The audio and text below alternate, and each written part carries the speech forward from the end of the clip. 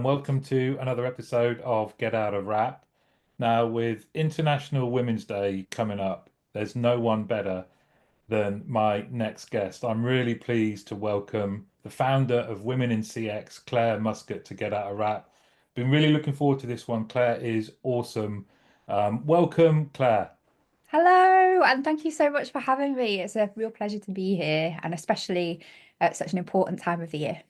Exactly, exactly. It's opportune, and I have to say, meeting you a few times and seeing your work and chatting to you about community, you've been someone already that I've been like, right, Claire's absolutely nailing it. You've honestly been like inspirational already.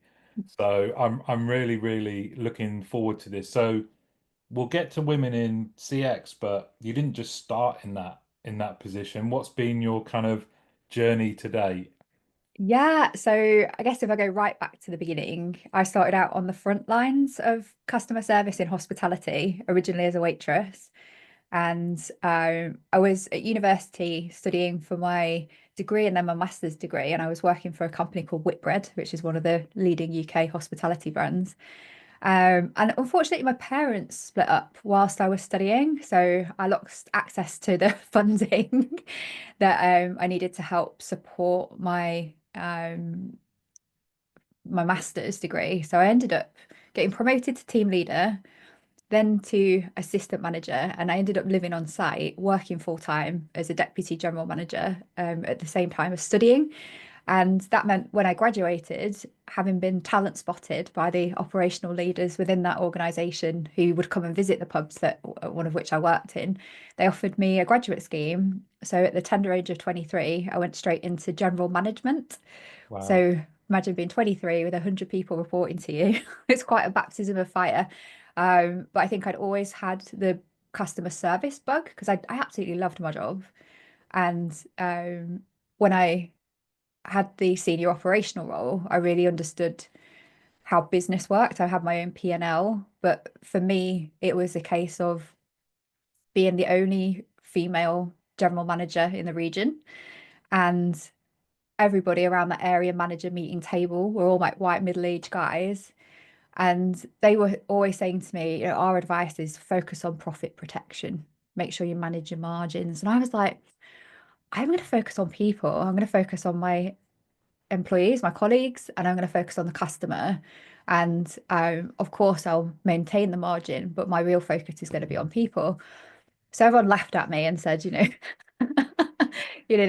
well, good luck to you, thinking I was probably going to get fired within the first couple of months. But I was the only one on the region to produce an all green scorecard by the end. So with that operational experience, I got to move as a graduate into head office. My first role was actually in data analytics in the customer insight team and reporting to the executive team on what the customer measures were saying. But because I'd worked in the operation, I was also able to give really good strategic recommendations that they noticed straight away. Well, there's a difference in these reports. It's like telling us like reasons why this might be happening for operational reasons. So I was really I'm not going to say I was really lucky. I worked damn hard. I got Yeah. noticed. That took me into a role where I was working with like brand standards and how we operationalize the customer experience. And I went to the managing director of marketing at the time and said, I've got this idea. What if we could link together the customer proposition with operations, with standards, with measurement, and make it all work together so we do a better job for customers? Um, and oh yeah, and our learning and development offer could be really aligned to understanding the customer and what they need. And he was just like, no, that's not your job. So I didn't know at the time that was customer experience.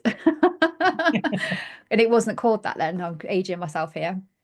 But that led to an opportunity when they had a big shake-up and redundancies, and this guy had taken over the team and decided he didn't want any more smart women on the team because he had enough ideas himself. That I was going to be one of the ones that got made redundant, but it opened up the opportunity for me to apply for what was one of the first ever customer experience manager roles working with Marks and Spencer, where an amazing female leader believed in my vision for aligning all of those factors to drive customer experience. And she gave me the opportunity to go out and try that initially with one site. So I actually went and got embedded in the operation, made all the changes, proved that it worked, saw an immediate improvement in not only the customer measures, but also the sales and the profitability, the same thing that I'd done when I was in operations. And that led to the next 5 years of me working in multiple different businesses, including more supermarkets like Asda and Tesco, but also working in Canary Wharf with the top businesses like Lloyd's Banking Group, City, and even British Airways First Class Lounge was one of our projects where all the principles still applied. Obviously, the context was different. And that got me noticed out in the industry, I guess, because I was proving the return on investment that working Mm. this way and thinking this way could demonstrate. I won quite a few awards for getting like 20% ROI as standard on projects. And that got me headhunted to go to Sainsbury's, which I spent 5 years there. Like in my previous role, I was the first person with customer experience in my job title. I came in at a time when the digital propositions were evolving at Sainsbury's. I spent 5 years there as well. Seems to be a thing about 5 years and Yeah. me, where I pioneered customer experience design as a business capability. And by the time I left, I was head of customer experience at Sainsbury's. So quite the dramatic rise over the 15 years I spent in CX. But when I got that job, the thing I'd always wanted, the shiny job title, the big paycheck, the big team, people reporting to me, I found that I was just sitting in meetings most of the time and firefighting and trying to defend budgets. Mm. And much as I do enjoy leading people, I realized actually I'm so much happier being hands-on in the muck and bullets, doing customer experience design, affecting operations, pitching for investment. And I didn't realize it at the time, but I was definitely an entrepreneur within organizations. But that also led me to feeling like a bit of a square peg in a Mm. round hole when it came to trying to climb the leadership ladder any further. So, one of the big moments in my life, I guess, was changing my LinkedIn bio description to say international keynote speaker. I'd done a few keynotes around like London and in the UK. I'd done one in Poland, so I thought I can change that to international Yeah, keynote speaker. that counts. And very serendipitously, someone reached out to me from Australia and said, "We'd absolutely love you to come and open the Australian Marketing Retail Summit, and we're going to fly you up business class." And you're going to be our opening keynote speaker. And I was like, oh my God, this is amazing. And it was the first time I'd ever traveled on my own, apart from holidays. So I took 6 weeks off, traveled around Australia, did this keynote, and I started thinking, like, this was way more fun Yeah, than yeah. sitting in meetings, firefighting. And that opportunity led to some people from New Zealand seeing me speak, who then reached out to me and offered me basically a speaking tour around New Zealand. And that time I took 8 weeks off, unpaid leave actually, to travel around Indonesia, Malaysia, Japan, and New Zealand. Wow. And it was on a beach in Bali watching the sun go down where I decided actually I was going to follow this dream of becoming a digital nomad. I knew that I could make money from my experience, my expertise, my proven track record. So I came back and basically quit my really comfortable job, went out on my own, initially as a consultant, and built a small agency in London that was entirely focused on customer experience design. People that had seen me speak employed me and my team to do the consulting side. And I got to live and travel all over the world. So the sign Amazing. behind me, She Loves Adventure. I got that in the pandemic as a reminder that I'd be able to get You back will to that get back out lifestyle. again. Well, yeah, I have still traveled in recent years, but I don't have the bug the same way. But it was in March 2020 that I had to come home. We were in lockdown. All of my clients were in like Australia, New Zealand, South Africa. I'd based myself on that side of the world remotely, and everything fell apart. So I went from having a diary, 12 months, speaking gigs, consulting workshops, that kind of thing, that was all in person, to nothing. And at the same time, my relationship broke down, split up with my boyfriend. I lived with a housemate. She had to move back home because of her circumstances. And I was just really, really lonely. Mm. I've got a horse these days who I also got in the pandemic, but I didn't have that at the time. I'd just moved back. Well, I'd been traveling around, but I'd lived in central London before. And when I moved back, I wasn't around my friends anymore. We couldn't see each other anyway. So basically, I just started reaching out to women that I'd met on social media. We'd only really liked each other's posts, or sent the occasional DM, and just said, "Hey, like, do you want to hang out?" And really, what started Women in CX was my own need for community at the time. But the conversations we had were just so inspiring. Like, we didn't just talk about customer experience, we talked about all the big topics that affect women at an intersectional level. And it just struck me, like, I had a quite a decent sized platform myself in terms of social media. I was being asked to speak at events. And I thought, how can I use my platform to amplify the voices of other women? And during that kind of downtime, I had this idea about, okay, I'm going to do a podcast. And then I just started thinking back to, like, what is there a problem that I can help to address by amplifying the voices of women? And I guess it was just all the experiences I'd ever had of, Yeah. being told, "Oh, I don't need more smart women on my team. I've got enough ideas." And the number of times that I was the only female speaker at an event, quite often I'd end up talking to predominantly male audiences who are the decision makers in this area. I'd be sat on panels, so the only woman on panels of men. And my the way I thought my ideas were always very different. Maybe that's why I was successful in that way. So I thought I'm going to do a Google search of women in CX just to see does anything exist already. Guess what came up? No idea. All the top hits were women in cyclocross. That's what women in CX meant in 2020. No So I way. was like, right, there's definitely a need, because I've been talking to all these women, particularly at this time, they've all been feeling lonely as well. There's definitely an industry challenge here, and nothing Mhm. exists on Google for women in CX. So I was like, right, I'm going to start a podcast. I'm going to call it Inspiring Women in CX. I'm going to take those conversations with these women. We're going to have them again, but we're going to record them. And basically, I just devoted my full-time job, because I didn't have any other work to do, to producing the podcast. And it was an overnight success, I think, because so many other women were feeling that too, and because there was such a gap, there was nothing there to fill it Mhm. for customer experience. Um, and the next evolution was really luck again, or serendipity this time. But a guy in Silicon Valley who was in the CX space, a twice exited founder, listened to the podcast, asked for a meeting with me, and said, I really admire what you're trying to do here. If you had some money behind you, what would you do? And I said, Jonathan, that's his name, Jonathan Schroyer. I would build the world's first online membership community for women in customer experience. I think it's exactly what the world needs right now. At the moment, people are waiting for these episodes to come out. They're connecting with each other through LinkedIn afterwards. But I want to create a space where women can come together, share their stories, share their experiences, and support one another from all over the world. And he was like, cool, here's $10,000. And I was expecting, oh, well, how much of my business do I need to give you for that? Even though it didn't exist yet. And he was like, it's a gift. It's a sponsor. Let's call it a sponsorship. He didn't take any equity. And basically, I used that money to build a small team of women in CX who were, I suppose, our alpha founding members, to do paid work on the research and design of the prototype of Women in CX as a community platform.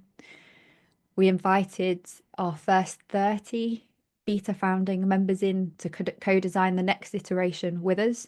And basically, are about to turn 4 years later. We haven't changed the way we do things. It's customer experience at the heart of a customer experience community, which I hear is quite unusual, actually. Practicing what we preach, listening to the needs of our members, and responding and continuously evolving based on what they need from us.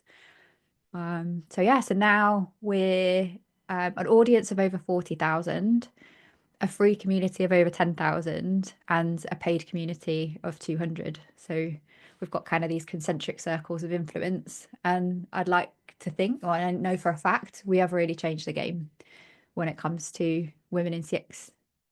These days, we see really great gender balance in terms of awards and lists. We see so many women on LinkedIn now being recognized for their thought leadership. Obviously, all of our events are featuring women, many of which have gone on to become successful speakers, authors, and influencers in their own right. And now, if you search Google, Women in CX has thousands upon thousands of pieces of content, not just from us, but from others in the industry who have followed our um, wave, I guess, our movement, and equally started to focus on women in customer experience as well. This is this is why you So just that's quite a long story. no, Sorry. but this is why you just had to come on because I'm sure everyone listening will feel the same way as me hearing that and talking to you the first time in getting this together. You're truly inspirational, and it's interesting, isn't it? The theme that comes through all of this is that immersion in both, people, whether those people are customers or colleagues, Mhm. and understanding that that leads to outputs, but also I was struck by the contrast of those two sort of big moments in your life. One was on a beach in Bali, and one was in the height of COVID, right? And it's Mhm. interesting about how those different life events spark something. And Mm.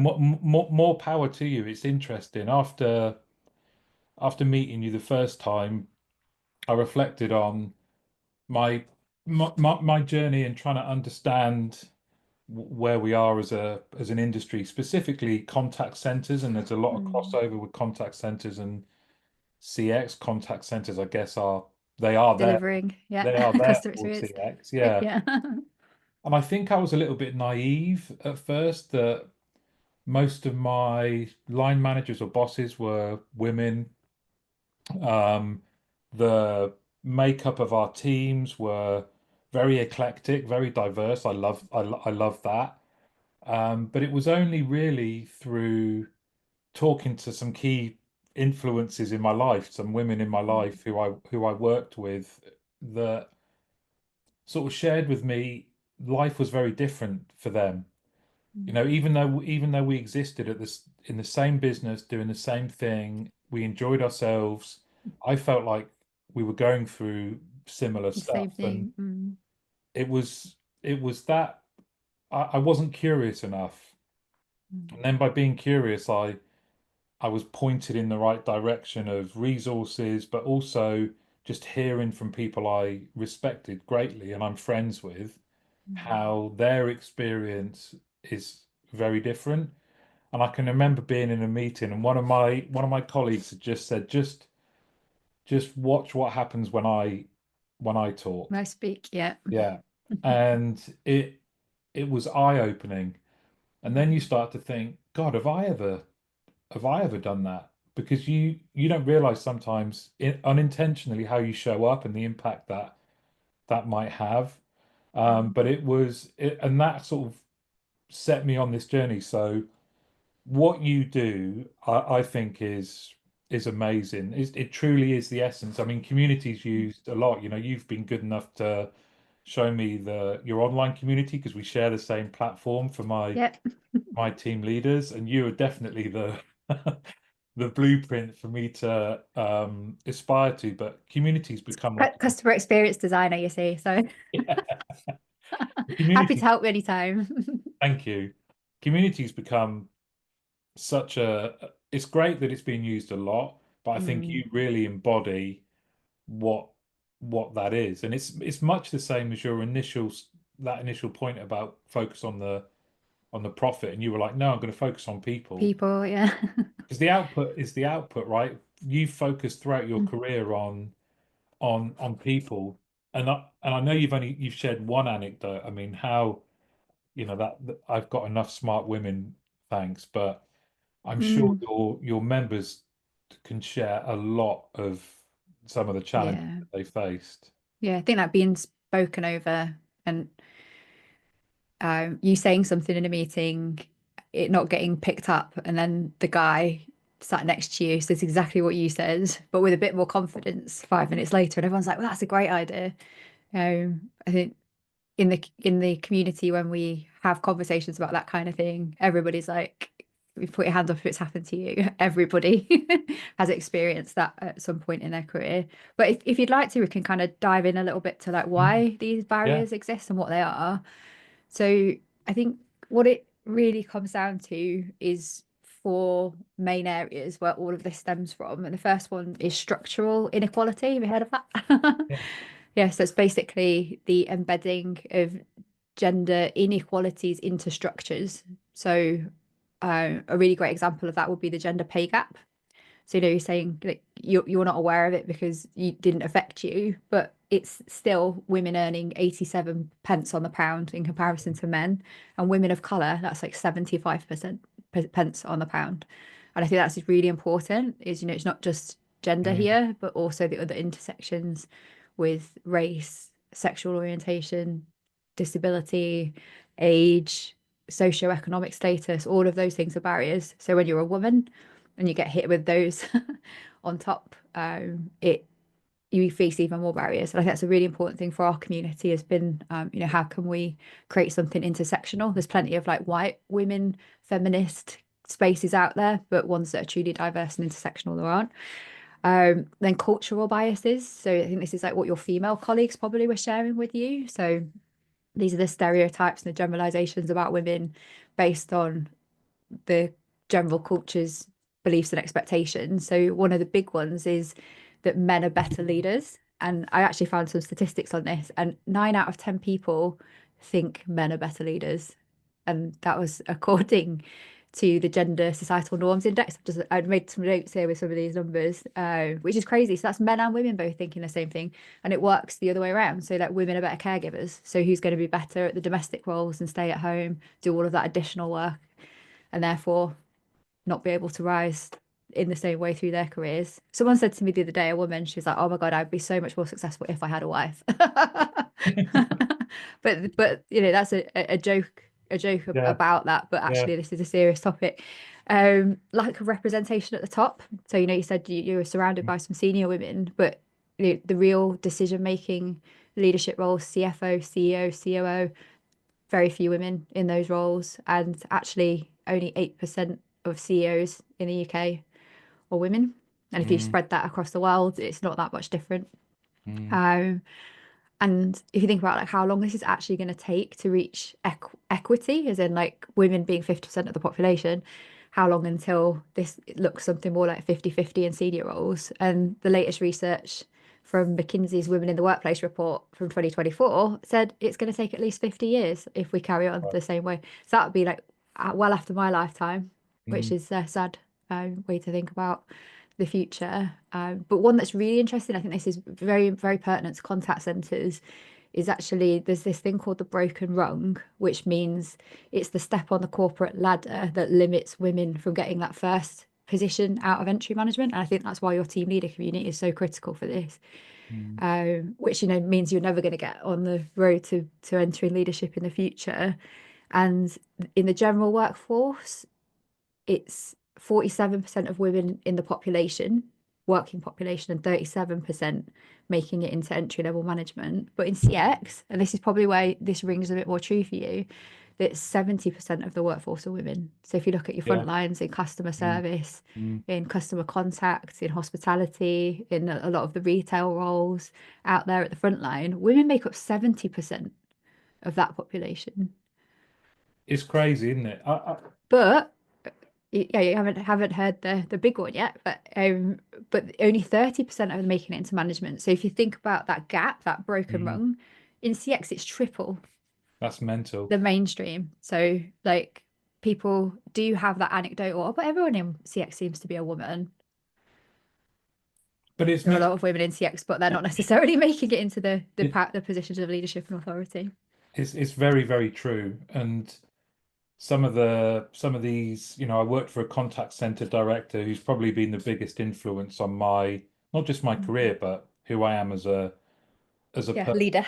yeah, just and as a person as well, Mm. just she saw something in me when I didn't see it in myself, and she was warm but a force of nature and all of. But what was interesting, and it was the first time I kind of noticed some of the things that were said about her were very different Mm. to the male contact center leaders. So That's the bias, yeah, being but judged differently based on the same behavior. Yeah.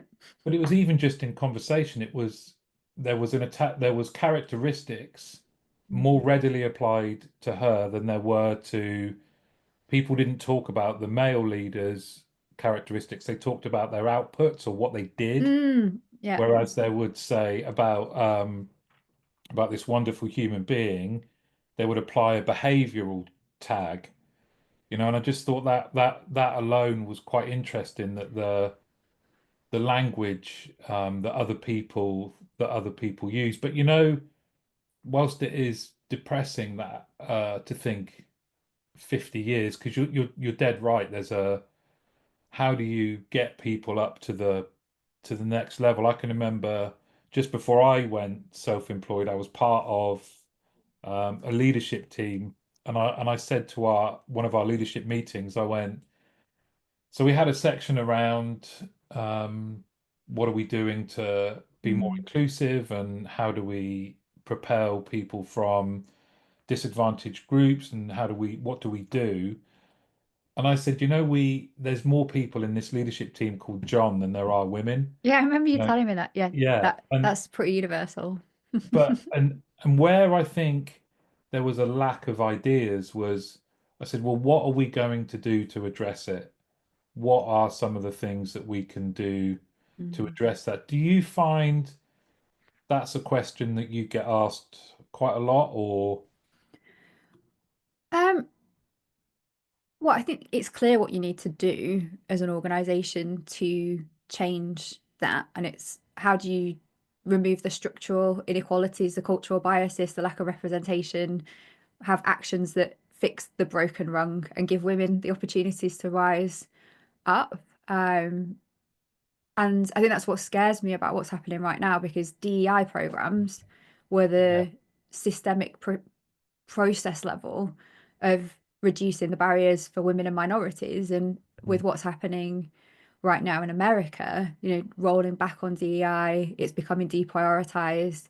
There's this kind of like right wing shift mm, where they're actually going to withhold funding for DEI programs. So you best cancel them because you're not going to get money for, to support them.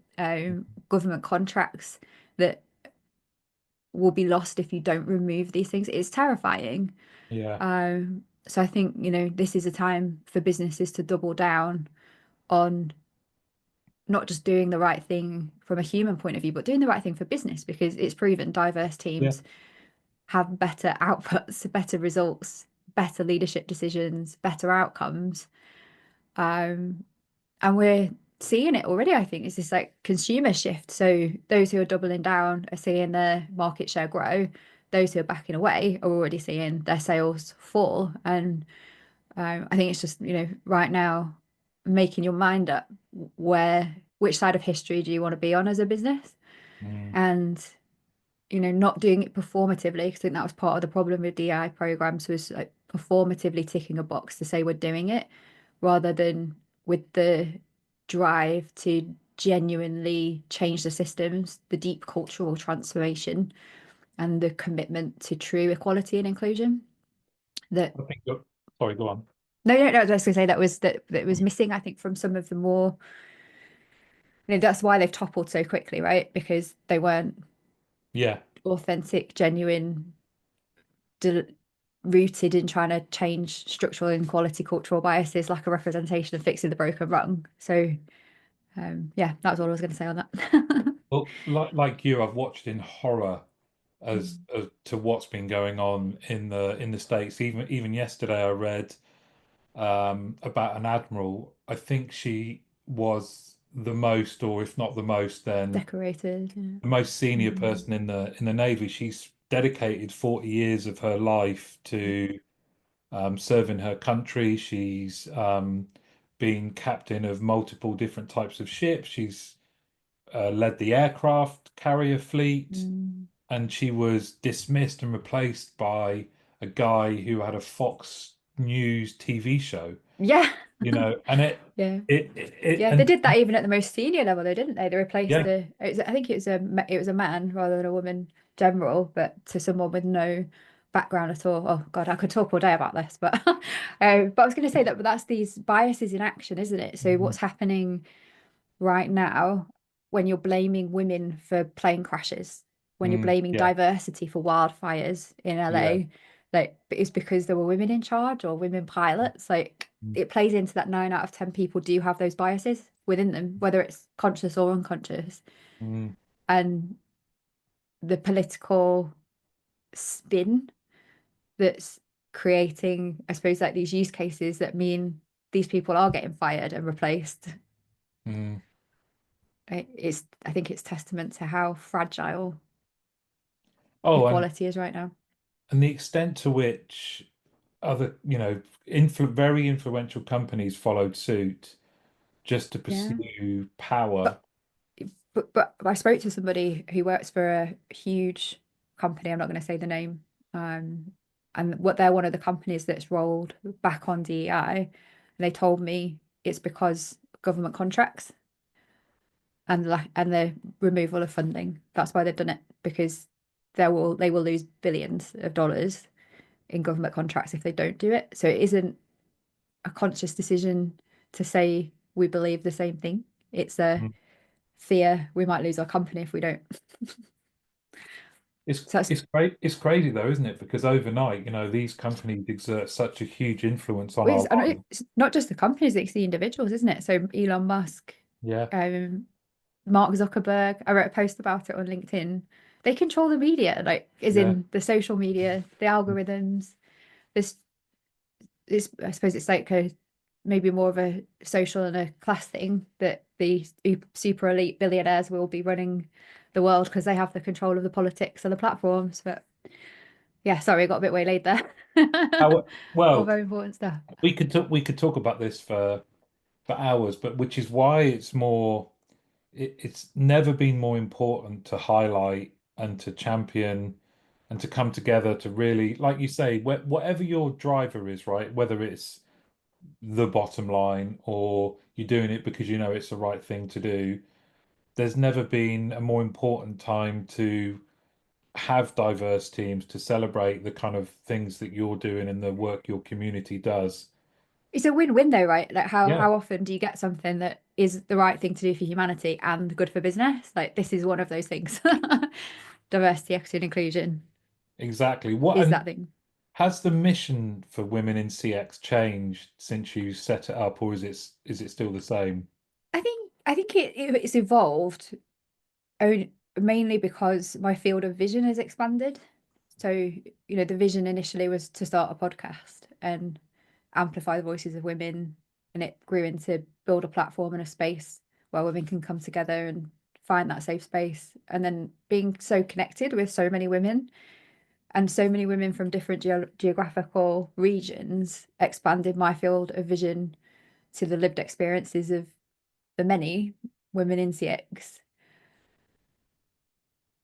that really made me realize what we're building here isn't just women in CX, it's a movement. And that movement actually is for human centered business. So CX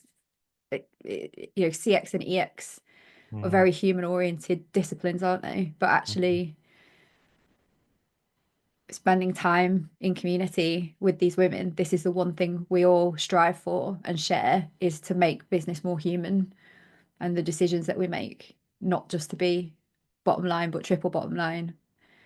And the thing about women typically, not all women, and this is certainly not an all men statement, is that we do lead differently. We have mm. different priorities. We're thinking about collaboration, we're thinking about long-term impact, we're thinking about how this impacts society and community. Um, so our mission became to unleash the power of women to lead the movement for human-centered business, probably about 2 years in, and it's not changed since then. But that encompasses a lot more than to build this great community where women can come together and support one another. It's evolved as we've evolved, and as I suppose our influence and our community has evolved. Um, and our values haven't changed. So we started out on day one with collaborative, inclusive, courageous, and authentic. But in 2023, at the national conference in the UK, we added a fifth one, which was audacious, because we were sick and tired of hearing the audacity of that woman to ask for what she deserves, the pay rise, the promotion, the recognition for her work. So we were like, we're going to reclaim that. We're going to be more audacious as women, as a community, as a platform, um, as a voice in the industry. So not just the brand women in CX, but the membership. That's, I suppose, the collective values that we all share. Um, so yeah, I guess that's like been the one constant. And I think those five things really do boil down to its essence, how I suppose the capability, the competencies women have innately within them that we need to stand proud of and recognize as our strengths in order to lead that movement to change the world by being more human, I love particularly it. in business. I, I love it. More power to you and the whole community. I want to ask you about something that I imagine a lot of guys want to know is how can we, how can I be a better ally? Well, I think you clearly are a brilliant ally because of lending your platform for me to say these things today and to share my perspective and thoughts. Um, I think one thing that really stands out to me is that most men think discrimination against women doesn't exist because they've never experienced it themselves. And the further away you are from straight, white, middle-aged, middle class, rich, English speaking as a first language, Mm. youthful, in a small body, the more barriers you experience. And for men who have never experienced any of those barriers, they just think, or some think, that means it doesn't exist. So I think the first thing, and you pointed out what you did, was to listen and empathize first and foremost. So when you went and asked your colleagues, tell me about your experience. What's it been like for you going through the ranks? And, and experiencing that empathy for the challenges that female colleagues or, outside of work, your family members, friends have experienced to seek to really understand their perspective. So I think that would be number one. So you tick that box straight away. Then I think the next step's really about becoming an activist for change. So we see gender bias happening all the time. I think you heard one of my stories being Mm. spoken over, or you witnessed it happening, or the guy next to a woman at the table because he's a bit more confident in how he says it. The woman doesn't get any recognition for actually having said it in the first place or listened to. So I think for men to be able to speak up and challenge either discriminatory comments, which hopefully is less often, but more it's the unconscious behaviors that happen, because I don't think men are consciously thinking I'm going to sabotage her because I'm a misogynist. It's just they don't know, they don't recognize actually the impact that not being alert and aware to what's happening can have on their female counterparts. And of course, that means doing it in a respectful manner. But definitely, it was one of the most impactful allyship experiences I've ever had. Is being spoken over, and the senior person, and particularly the senior man in the room, saying, "Don't speak over Claire. What was that you were saying?" And or if my point had gone unnoticed with others, going, "Claire just said blah blah blah blah blah," and everyone's like, being able to do that. I'm just watching. I think, as you said, like, once you're conscious of it, you're aware of it. Look to see what's happening in our meetings, like you did. We've got more senior leaders named John than women. What's actually really going on and challenging that positively. Amplifying the voices that we've talked about. So proactively giving women recognition, elevating their contributions, ensuring their ideas are heard and valued is a key one. But I think what really women really want from male allies is going beyond kind of traditional mentoring and into sponsorship. So being able to nominate us for the leadership roles that we might be being overlooked for, becoming that sponsor for our career development. I know a great company that I spoke for recently, male founder CEO, who's um, essentially sponsored a woman's career development to take over from him and spent the last 5 years working with her to develop her so that she can take over. And yeah, making sure women have equal access to the opportunities. Maybe there's big projects that are happening. You might be thinking, oh, I know Jimmy, he's really great. Because I know him, I'll give him that project. Maybe, well, not maybe, being able to say, let's get a pool of candidates with the same qualifications that are representative Yeah. of our population. Mentorship is still a great thing, giving guidance to female colleagues, advice and support. One of the key benefits, I think, of women in CX was creating that mentorship where it doesn't exist in the workplace, often across countries and divides if you can't find it. But men, I think, correct me if I'm wrong, feel a bit nervous about offering mentorship and support because they're scared of like how that might be perceived. So I'd say don't worry about that because you need to, if the culture is that that doesn't happen within your organization, being the one to be the person who speaks up, who advocates, who provides mentorship, who provides support, is a huge influence on other men within your organization. I think I could go on. The list is quite long. In promote inclusive policies, so advocate for policies that promote gender equality, flexible working arrangements, parental leave. That's a big one at the moment, isn't it? With return to the office. Um, I think I spoke to somebody with a big contact center operation, and they were like, "We just done it as a blanket rule. Everybody has to come back regardless of circumstances. That's fair." But not taking into account actually women have very different circumstances where flexible Yeah. work arrangements are fundamentally critical to them being able to stay in work in your It's it's so workplace. it's so regressive as well because 100% working from home. we went from COVID where you had to understand people's individual circumstances and make sure that they were Yeah, okay to now going, well, no, everyone's coming back, yeah, regardless. You share some really interesting tips, and I think you're right around there is some level of nervousness. I personally I've always found action action stops that. Action, mm, if it's coming from a good place, can't you might mm, have people that will slightly course correct you or whatever, but whether it's in work or the last 4 years, I think I've managed and coached a girls football yes, team, I and love we this about you. well, we're the only all girls club in Oxfordshire, and there's about 200 girls that go. And one of Mm, the very first things, so we have two chair people, um, a man and a woman. And the first time we had our very first sort of meeting of coaches, mm, one of the stated aims was, right, look around the room, and the coaches are 80% men, I would say.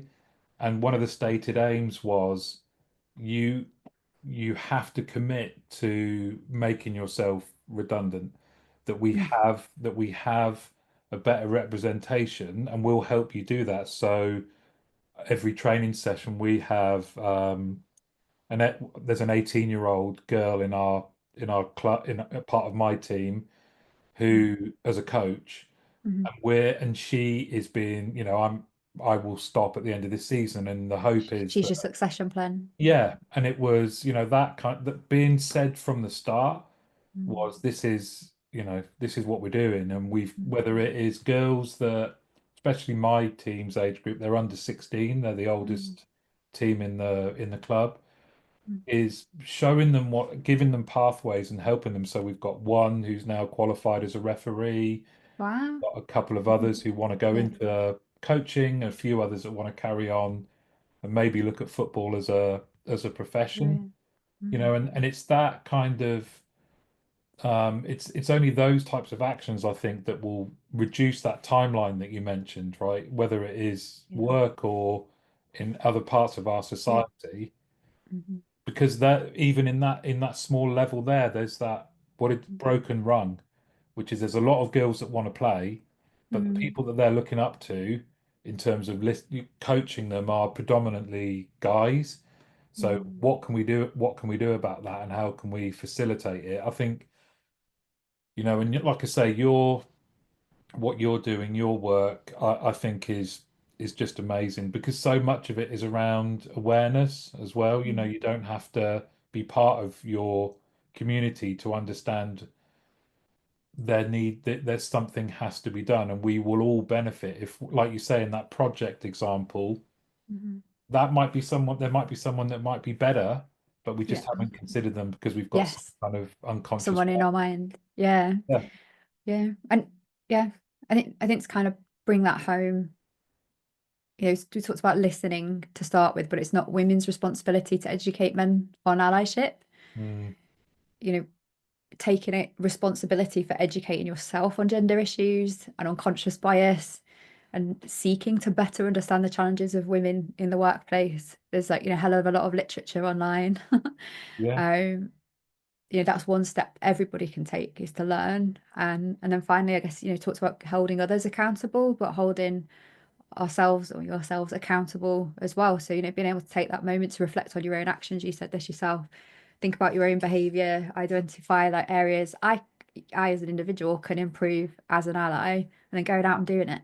Mm, Like you mm, did with the we can see there are too many, not enough female representation in leadership at coach level. We can see that we're going to do something about it. You took action to see this woman's got the potential, a young woman.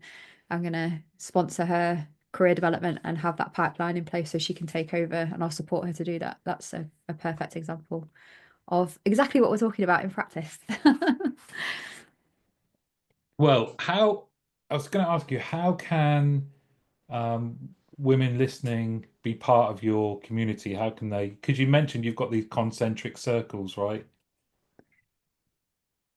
Yeah, so I guess my shout out will be on a couple of levels actually. So individual women go to Women in CX website, and it's the number one on Google rankings now. Just Yes. type in Women in CX. You don't need the address. You'll find us number one on Google. There's cross cyclists though going, oh, I can't believe it. No, they're not even on the first page now. Oh wow. Yeah. And you can apply to become a member there as an individual. I think my biggest shout out, particularly, I think, because your audience typically are all the leaders, aren't they, of in the organizations, is corporate membership. So providing access to community resources, learning, support, mentorship. If you don't have that structure within your organization, we can help provide that for your female employees. Mm, And we would love more organizations to take accountability for providing funding for that, rather than expecting women to pay out of their own pockets. And so many of them do mm, because their employers won't fund it. So I think shout out to owners of teams here. Head over to Women in CX, same address. You just number one on Google rankings, but go to our corporate membership page to see how you can do that. And then our kind of biggest shout out is actually for sponsors. So we've been really lucky to work with Found Ever, huge contact center BPO this year, in the last 12 months, Core Miner, Kantar, and we provide media services for huge brands to create sponsored content like panels, events, articles, all featuring female voices from your organization, from our community, to create that thought leadership and be that representation in a sea of mainly male dominated content, particularly when it comes to technology. Usually you see the guys speaking at all the events and all the content features the guys. And actually, it's the support that we get from creating the sponsored content, media services, and the corporate memberships. That's what's actually keeping us going. And our dream is to be able to provide the lowest cost point of entry for individuals, or even free for the paid community as it is today.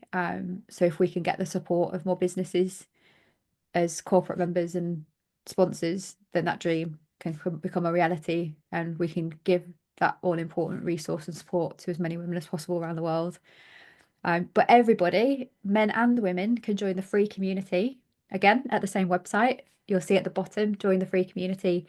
So for women and allies, you can go and sign up, and then you'll get invited to online events, receive our newsletter, be sent the content of women's voices directly to your inbox every month, and get a roundup at the end of the month to stay in touch with what we're doing. So yeah, basically that's my Well, set of quite big asks.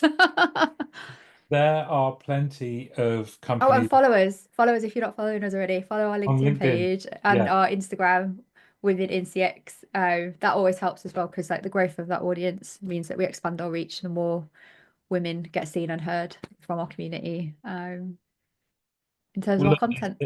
there's plenty. Also free. There's plenty of people listening I know who are very senior in tech companies and big companies in our industry. So they need to follow the example of Famdeva. And that made me think of Oriana because I know she's It a, is Ori. Ori's like one yeah, of our members. yeah, So yeah, she's great. Ori's brilliant. And we were talking about you the other day, saying how awesome you are and how much we love what you're doing. Oh, thank you. Well, it's reciprocated. But like Foundever, Coal Miner, there's loads more companies that need to get in touch with you and really do because, like you say, I love the idea of their backing not only helps them but then frees up Yeah, individuals who might not work for those big companies or and yeah. just want to become part of an audacious group of women and Yeah, and it's the paid community is more about like accelerating that progress within their own careers. There's, so tools, resources, events, everything like that. We're seeing women taking their big leaps in that paid community, but unfortunately, as you are learning, like you can't provide that level of quality and assistance for nothing. There's a cost to running the business. I have a yeah, team of women that all work on that, but we don't want individuals to be funding that. We want everybody to have access to that in the future, at as little or no cost as possible, to developing the, yeah, giving valuable services back to businesses. But yeah, I know you well, get it. But thank I you, anyone do. who's listening. Please just do reach out to me on LinkedIn, DM me. I'd love to hear from you. Thank you so much for giving me the time today, Martin, and giving me this platform to share my thoughts and hearing your experiences, and having you demonstrate such great allyship today at this really important time of the year for International Women's Day. It really warms my heart, and I really hope the Women in CX community, team leader community, get out of rat community will be able to go on to collaborate further into the future and all be part of that movement for driving more human-centered business together. I'd love to. I'd love to. And thank you so much for coming on. You're truly inspirational and Right back at you. more power to you. Thank you so much. Thank you.